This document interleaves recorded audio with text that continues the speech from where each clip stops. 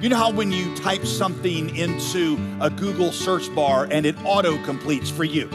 Google knows that you and I follow patterns, and so it auto-fills our search bar according to how we've trained it.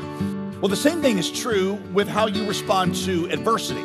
Your heart auto-fills your response based on the patterns that you've established and laid down. Then these men said, "We will never find any charge against this Daniel unless we find something against him concerning the law of his God." For 30 days, anybody who petitions any god or man, except for you, the king, will be thrown into the lion's den.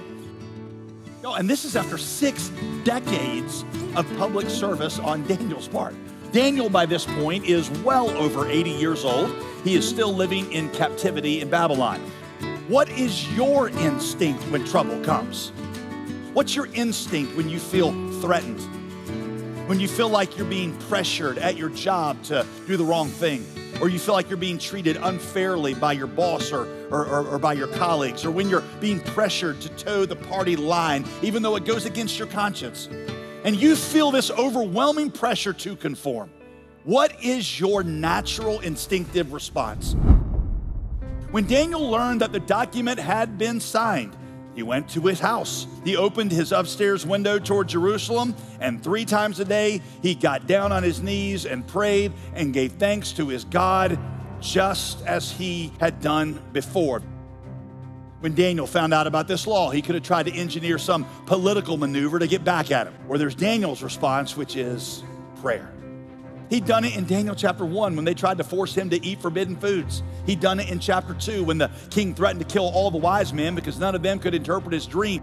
Whenever Daniel had been in trouble, whenever Daniel felt threatened, he had turned to God in prayer. And so, friend, that evening he prayed as peacefully as he had every other one. Many people think that prayerlessness is really the result of a lack of self-discipline. It's just a lack of self-discipline. But prayerlessness is ultimately rooted in pride.